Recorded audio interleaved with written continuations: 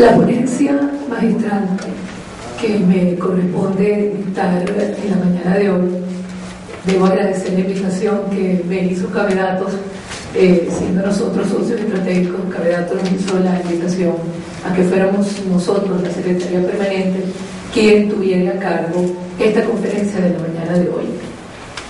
Y pensando yo en los temas que podía abordar bajo el título de Tecnologías Convergentes para una Economía en Crecimiento, pensé que precisamente donde las tecnologías convergen y donde las tecnologías ejecutan y somos capaces de programar, de gestionarlas, es en los contextos organizacionales, sean estos empresariales, privados, sean estos públicos, institucionales, sean organismos internacionales, sean lo que sean los espacios organizacionales. Ahí se inscribe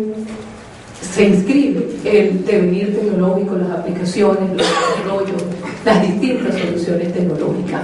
Las tecnologías, y ustedes lo saben bien, casi todos provienen de empresas, algunos del sector privado en tecnologías, otros del sector público. No son fines en sí mismos, son habilitadoras del proceso y no funcionan en el vacío, funcionan en contextos, funcionan con personas. En ese sentido, decidí que era importante entonces presentar un paradigma o una filosofía de gestión, como prefiero llamarlo, que es lo que se denomina gestión del conocimiento, y agregar gestión del conocimiento, la organización en red, porque es la gestión del conocimiento en tanto que paradigma organizacional junto con otros paradigmas como la organización que aprende, precisamente la que puede dar respuesta a estos retos que le impone a la realidad los nuevos desarrollos tecnológicos. En ese sentido, voy a trabajar, tienen en la pantalla el contenido de lo que voy a abordar en la media hora que me ha sido dada, algunas consideraciones preliminares, algunas definiciones de gestión del conocimiento, hacia una propuesta de definición, conceptos medulares, capital intelectual, capital estructural en su sistema de gestión tecnológica, modelos de gestión del conocimiento propuesto y la organización que adopta el paradigma de gestión del conocimiento permite y promueve, y luego veremos qué permite y promueve. En ese sentido, y como premisa o como alguna consideración de naturaleza preliminar, contextualicemos. Hablamos de una economía global o globalizada que impone mercados dinámicos, nuevas realidades tecnológicas, nuevas exigencias de la demanda interna y externa, extrema incertidumbre, altos niveles de competencia, en los cuales las empresas y las organizaciones deben insertarse de manera ventajosa y sostenida.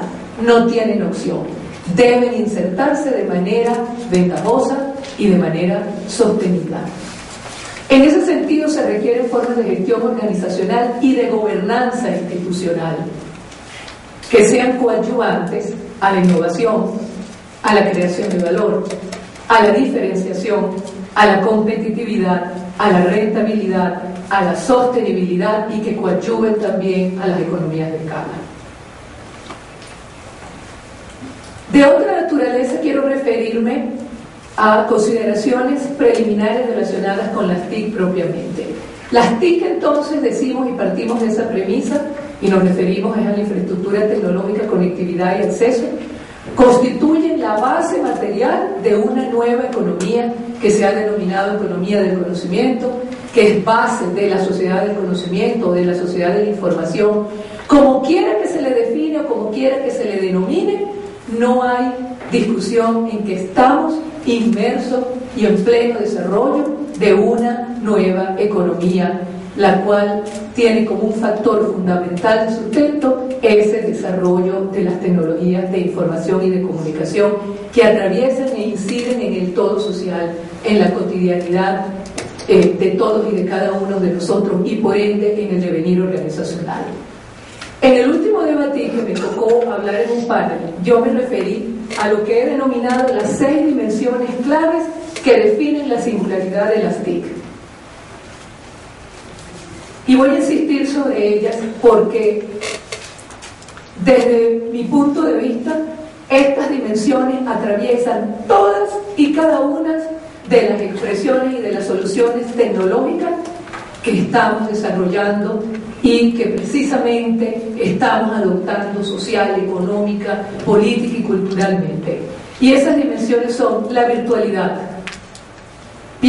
Solamente piensen en las 6 dimensiones que están acá y piensen lo que las tecnologías de información y comunicación nos permiten. Son estas 6 cualidades, si prefieren llamarlas así. Virtualidad.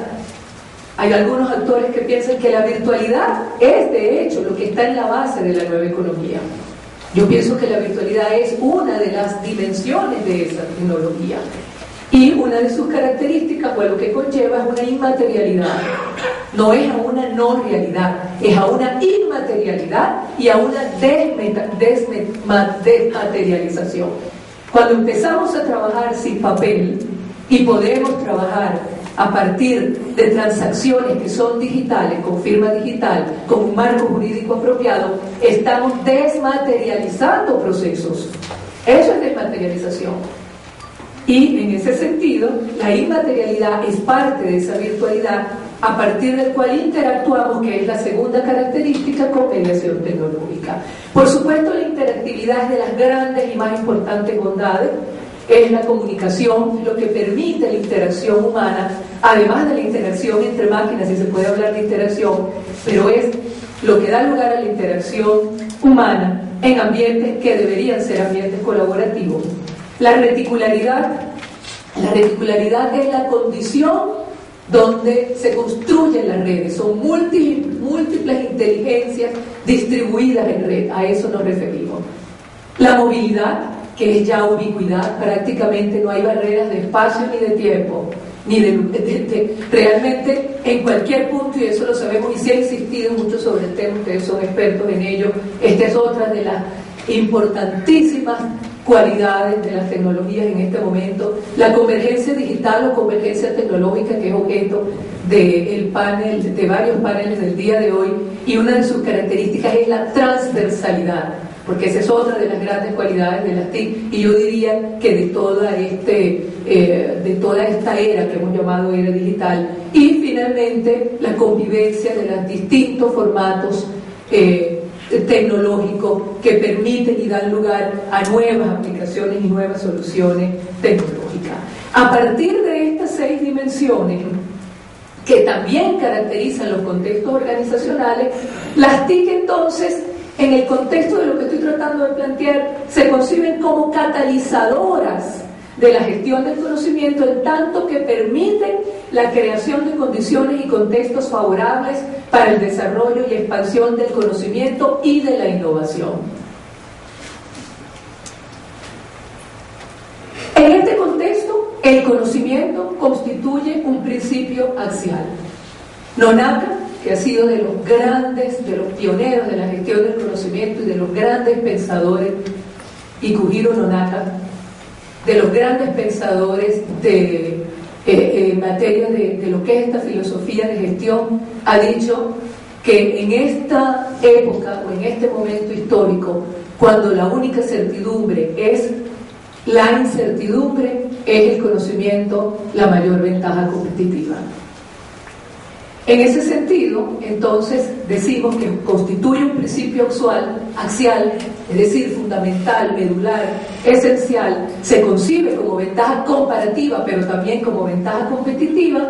El conocimiento es flujo, por una parte es intangible, pero el conocimiento también es objeto. El conocimiento, entonces, no se gestiona. ¿Quién dice cómo gestionamos el conocimiento? Realmente gestionamos la información. No gestionamos el conocimiento per se, que es propio, que es individual. Es decir, no se gestiona como cualquier recurso. Y precisamente de lo que se trata es de concebir nuevas formas de gestión organizacional. El concepto de red le es intrínseco al conocimiento bajo la filosofía de gestión de conocimiento. Y entre sus características medulares encontramos la interacción, que debe ser orgánica, la interconectividad, el intercambio, la relación, la colaboración, la reciprocidad, la interdependencia y la complementariedad. Todos estos son valores, pero son valores constitutivos de lo que hacemos cotidianamente cuando nos comunicamos a través de las redes sociales. Cada uno de estos valores está presente, así como están presentes las dimensiones. En ese sentido, las personas y su posibilidad de crear, intercambiar y utilizar conocimiento para innovar, y la innovación es inherente a la condición humana, y por otra parte de conectarse, de interactuar, de intercambiar y de procesar conocimiento potenciado por las TIC, constituyen el componente clave de la organización.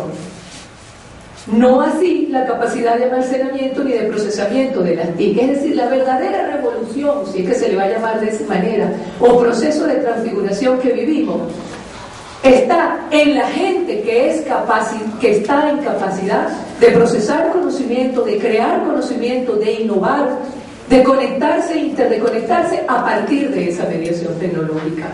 En ese sentido, los individuos son actores y deben ser sujetos activos con un potencial de creación y participación en una dinámica incluyente, porque la gestión del conocimiento y las tecnologías que les sirven que son habilitadoras son por definición incluyentes. Y deben diseñarse políticas institucionales que precisamente saquen ventaja de ese componente de inclusión que es inherente al uso de la tecnología. Los orígenes del término de la gestión del conocimiento se remontan a 1974. Ahí se ha ubicado la primera referencia que hubo, un autor de apellido Henry, la primera referencia que hubo a la gestión del conocimiento. Su definición no la traje, pero no es nada precisamente de lo que hoy conocemos como gestión del conocimiento. Sin embargo, es importante comentar que el término se acuñó en aquel momento.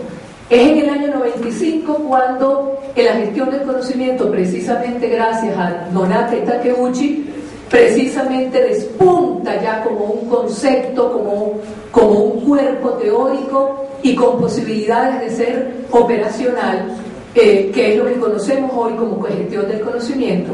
Existe un número casi infinito, no casi infinito, estoy exagerando, pero en todo caso son miles y miles de referencias las que hay en este momento relacionadas con la gestión del conocimiento.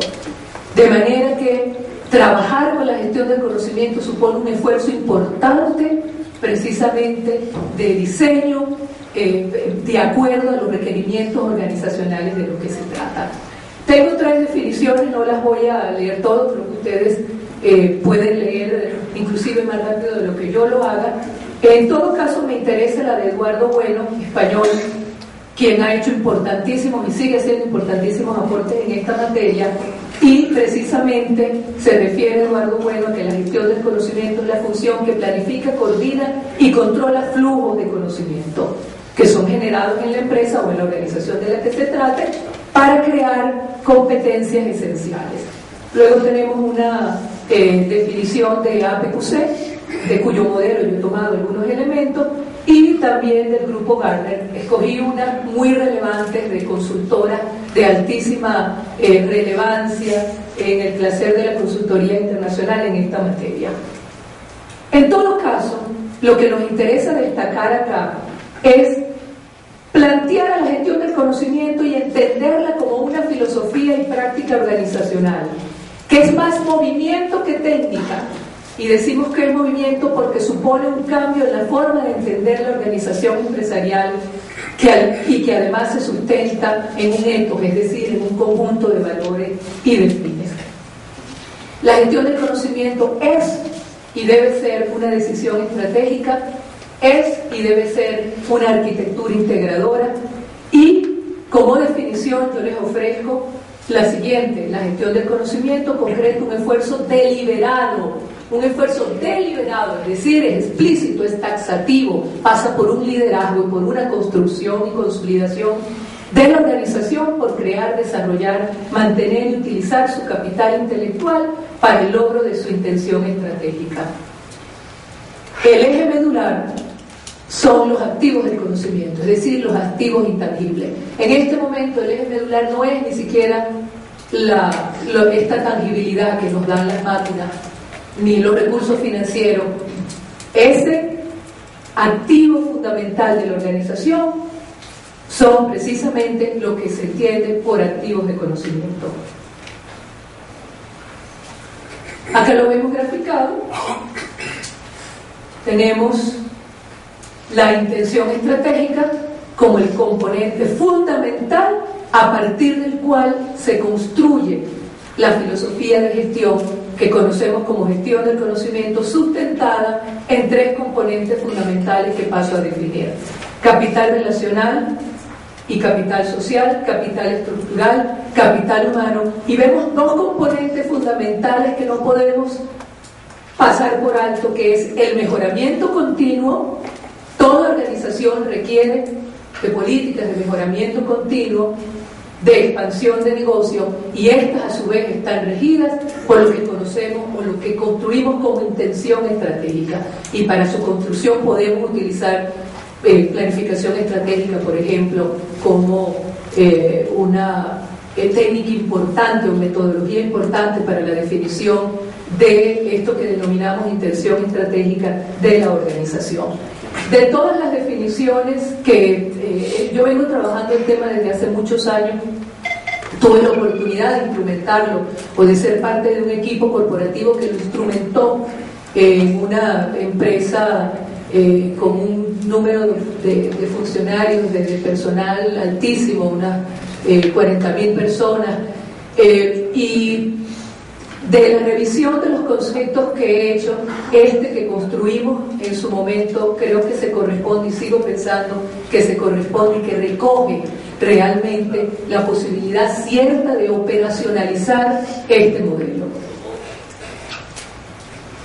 Esta postura que yo acabo de expresar acá conlleva a un salto cualitativo que va de las formas de la organización tradicional, burocrático y jerárquica, a las formas de organización inteligente, es decir, aquella que se sustenta en procesos de agregación de valor a partir de la creación de conocimiento y de incorporación efectiva a los procesos organizacionales.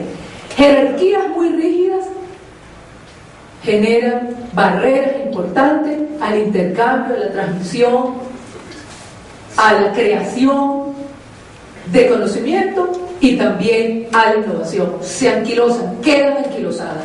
Las estructuras jerárquicas generan estructuras rígidas que impiden que fluya la comunicación y que por ende fluyan las posibilidades de transmitir, de crear conocimiento e innovación. Y lo centramos en las premisas de que el conocimiento es sustrato de la innovación y está en la base de creación de valor. El conocimiento solamente es relevante si crea valor. Conocimiento que no crea valor, bueno, realmente no entiendo dónde está su relevancia, ¿no? Es decir, el conocimiento es relevante porque se contextualiza, y al contextualizarse debería crear valor. Entonces esto es un componente muy fundamental que debe ser internalizado. Se construye colectivamente. Este es otro componente medular de la gestión del conocimiento. No es el que atesora información y conocimiento el que genera más información y conocimiento. No, todo lo contrario. Es el que trabaja en red colaborativamente. Como dije antes, son las múltiples inteligencias en red las que son capaces de crear colectivamente un conocimiento que incide en el desarrollo organizacional, en su competitividad y en su sostenibilidad. Se construye entonces a partir de las relaciones y sinergias entre los individuos y las organizaciones. Es decir, ya para una última premisa, la gestión del conocimiento entonces responde a una filosofía y práctica organizacional sistémica, porque cada parte incide en otra parte, es integral, porque no la vemos solamente como la sumatoria de las partes, sino bastante más allá de la suma de las partes, y es holística, porque además la gestión del conocimiento inserta, observa y analiza el contexto en el cual esa organización se desarrolla y se desenvuelve. Por lo demás, la gestión del conocimiento debe ser incluyente y sostenible.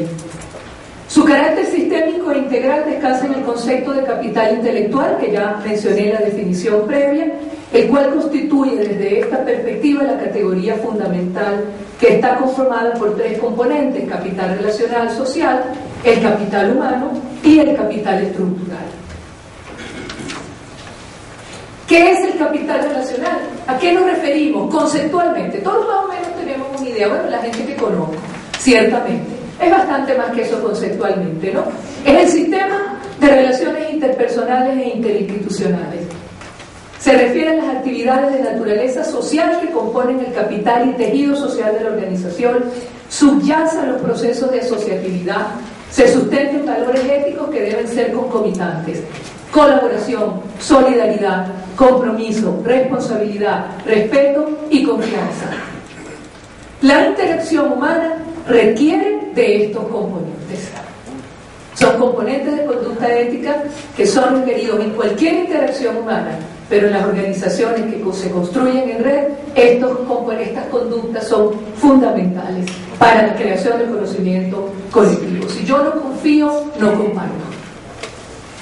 Las redes organizacionales, es decir, el networking, los aliados, las alianzas, la integración productiva complementaria, las redes verticales y horizontales, los conglomerados productivos, todo esto hace referencia a lo que se denomina capital relacional. Y en ese sentido, tal y como dice Víctor Guedes en un libro extraordinario que publicó en 2004, el capital relacional se refiere a la capacidad de identificar y precisar las fuentes de conocimiento, también a la capacidad de contactar, acordar y procesar vínculos de interacción y suministro de informaciones, conocimientos y saberes. Es saber a quién acudir en el momento justo, es saber quién tiene información y conocimiento relevante al propósito que yo me he propuesto. Por eso se requiere confianza, por eso se requiere solidaridad, por eso se requiere respeto. Y, por supuesto, reciprocidad y complementariedad.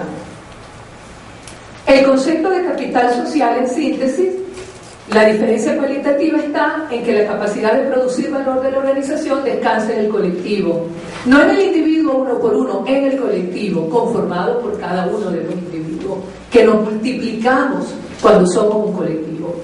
Las posibilidades de innovación, creatividad y productividad se sustentan en procesos que son sinérgicos y en los principios rectores de responsabilidad y visión compartida. Yo tengo la plena convicción, y lo digo por las distintas organizaciones en las que he trabajado, que si no existe responsabilidad compartida y una visión que se concreta en la intención estratégica, que permea vertical y horizontalmente la organización, si no existe, esta organización va a tener serias dificultades. Puede existir, como existen tantas que no mueren nunca.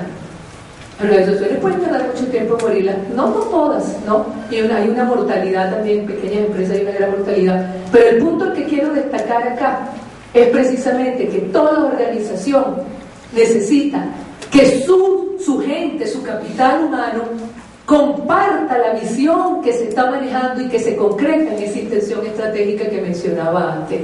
Y se tiene que en ese sentido compartir responsablemente. Es mi responsabilidad que mi organismo, que mi institución, que mi empresa cumplan con sus objetivos, sean cuales fuesen sus objetivos, o bien de naturaleza pública o bien de naturaleza privada. El capital humano, bueno, obviamente se refiere a la gente, pero yo prefiero agregar que además de la gente, se refiere a la gente y a su talento, entendido en talento como la capacidad de aprender de manera continua, de materializar su potencialidad, su experiencia, sus competencias técnicas y genéricas, sus capacidades para interactuar, innovar, crecer y sobre todo su compromiso y disposición ética. Pero trabajar con el talento humano requiere de políticas taxativas de formación de ese talento humano y de que estas características puedan desarrollarse en el individuo. No viene por sí solo, no ocurre por sí solo. Yo conozco cantidad de gente que hace un esfuerzo extraordinario para estudiar, para formarse, pero no porque la empresa o la institución se lo está brindando, ¿no? Entonces acá nos referimos al esfuerzo de la organización. El ser humano, en toda su multidimensionalidad, con todas sus capacidades, pero también con sus emociones y desde una perspectiva integradora. Y tiene particular énfasis en esa capacidad de acción que tenemos los seres humanos, es decir, de crear valor. Por eso es que las estructuras rígidas realmente constituyen barreras importantes a la creación de valor. debe ocurrir en colaboración, reciprocidad, confianza y solidaridad con otros individuos.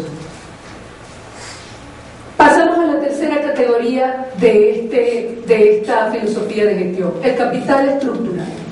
Son los activos del conocimiento de la organización, eso que se llama, y perdonen el anglicismo, pero es como lo utilizamos, el know-how, el cómo se hacen las cosas, las políticas, los procedimientos, la propiedad intelectual si la hubiese. Eso es parte de lo que se define como capital estructural.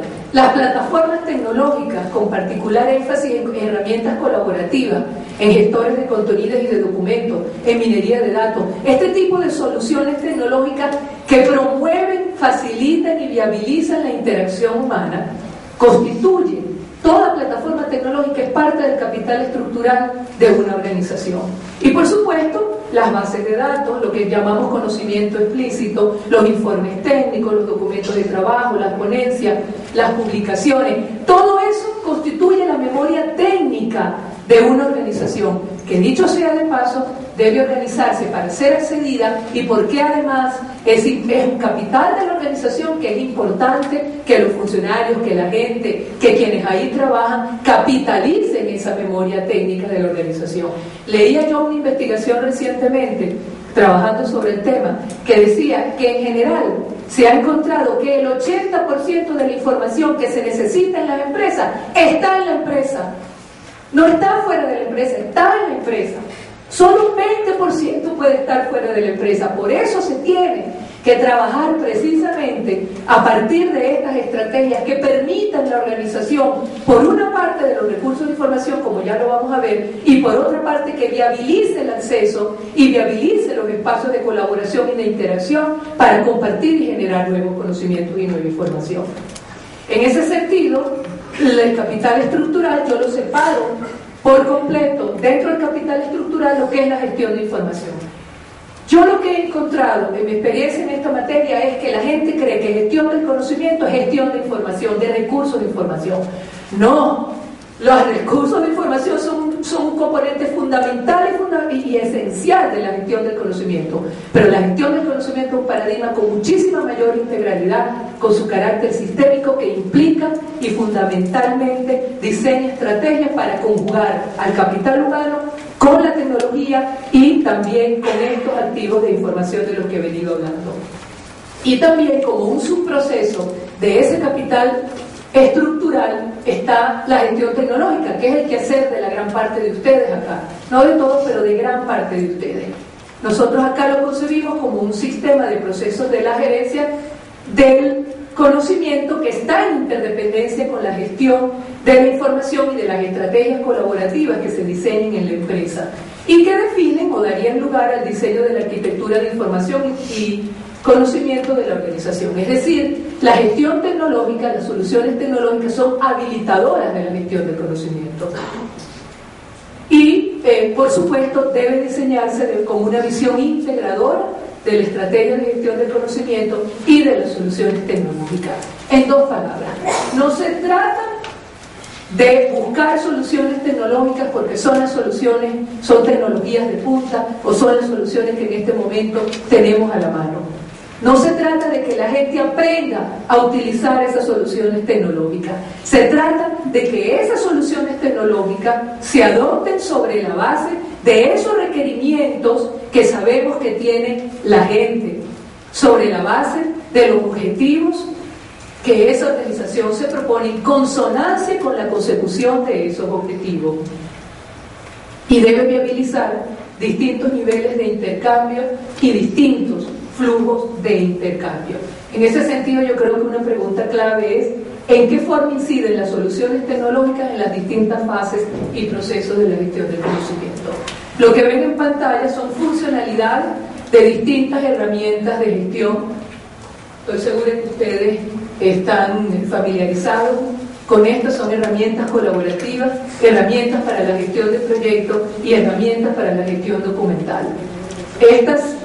Las soluciones tecnológicas que atraviesan, que pasan o que pueden proveer estas funcionalidades que existen, están en el mercado, incluso en código abierto, gran parte de ellas, no todas, gran parte de ellas, Estas funcionalidades sentimos que son fundamentales precisamente para trabajar en función de esto que he venido mencionando, que son estrategias colaborativas por una parte, la posibilidad de acceso, la posibilidad de intercambio, la posibilidad de interacción y por ende la posibilidad de creación y de innovación.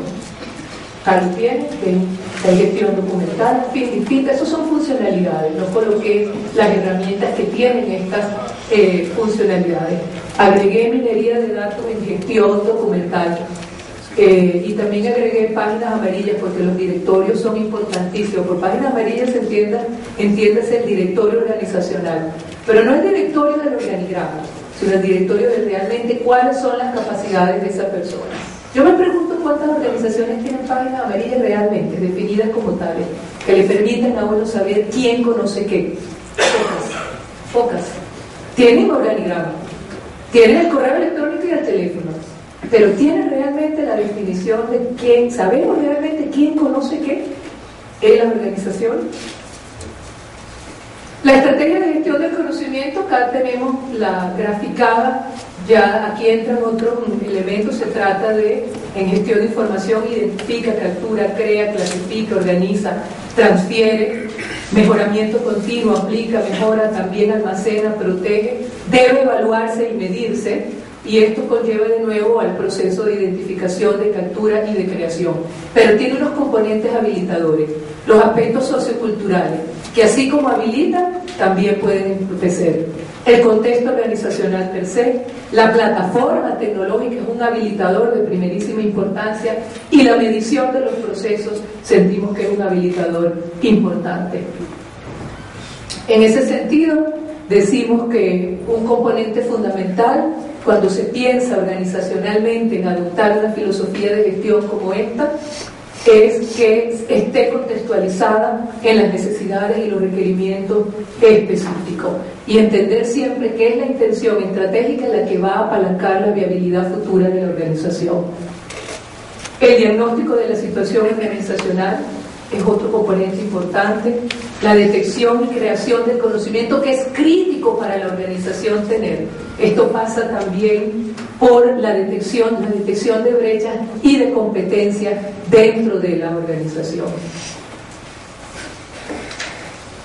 Otro componente importante, aunque de tercera generación, es decir, cuando ya una estrategia de gestión del conocimiento está definida e instrumentada, es el diseño de comunidades de conocimiento. Estas son de orden temático o las podemos llamar comunidades de práctica, ¿no? Entonces estos son redes, estos son espacios virtuales de discusión, pero que suponen ya una base tecnológica muy adecuada, como debe corresponderse, con estos procesos de interacción y de creación de conocimiento crítico para la organización. Por supuesto, el diseño de estrategias de gestión y de información y tecnológica, la inclusión de acciones de evaluación que sean cualitativas y también cuantitativas, que se miden los efectos, los rendimientos y los impactos, que se midan los resultados con una intención y perspectiva que arroje bases para hacer los ajustes pertinentes. Las organizaciones tienen que autoevaluarse con criterios prospectivos que permitan realizar los ajustes. También la definición de escenarios y de curso de acción futuro. En este sentido, lo que se conoce como inteligencia tecnológica competitiva o vigilia, en Cuba lo llaman vigilia tecnológica, los españoles lo llaman vigilancia tecnológica y en otras partes se le llama inteligencia competitiva o inteligencia tecnológica competitiva. Son diferencias más de naturaleza semántica que conceptual. Y aquí interviene el análisis de entorno, precisamente por realidades tan plenas de incertidumbre como las que vivimos, y análisis de información. Y muy esencialmente, la organización tiene que construir una cultura que crea en el conocimiento, que realmente persiga la innovación, que permita esta permeabilidad y esta inclusión de sus componentes humanos, que al final de cuentas son los creadores de valor. Finalmente diría que la organización que adopte el paradigma de gestión del conocimiento permite y promueve los espacios para la creación de ideas, es decir, el empoderamiento. Por supuesto, esto toca la jerarquía seriamente, ¿no? Y esto toca las estructuras gerenciales. Por eso yo decía en la lámina anterior que ya cuando se crean comunidades de práctica o comunidades de conocimiento, ya es porque se han introducido cambios importantes en la estructura organizacional, donde los gerentes no tienen que sentirse amenazados, porque haya líderes en las comunidades de práctica o de conocimiento que pueden no ser el gerente. Es más, en general no es el gerente, o el director o la directora.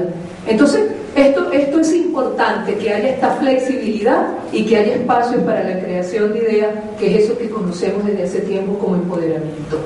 El trabajo en equipo. Este trabajo individual, egoísta, solita y solito detrás, no. Es trabajo en equipo, porque esa es la antesala para la creación de nuevos conocimientos aparejados con herramientas de trabajo colaborativo. Aquí intervienen las aplicaciones tecnológicas de esa naturaleza. Mecanismos de participación de los distintos actores en los distintos procesos. Tienen que diseñarse esos mecanismos de participación. No son a dedo, además.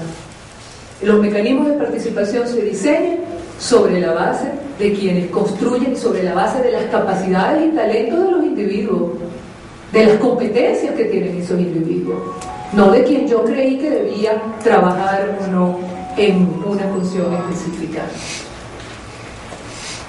Y además permite y promueve una cultura organizacional que valore y fomente el conocimiento. Esta es una variable de la mayor relevancia en el diseño y ejecución del modelo de gestión de conocimiento que se adopte. Permite y promueve la organización, el acceso y la difusión de los recursos de información de la organización. Permite y promueve una identidad organizacional y muy fundamentalmente, como lo dije al principio, la visión de la organización en tanto que responsabilidad compartida. Con esto termino. Muchísimas gracias a todos por su atención.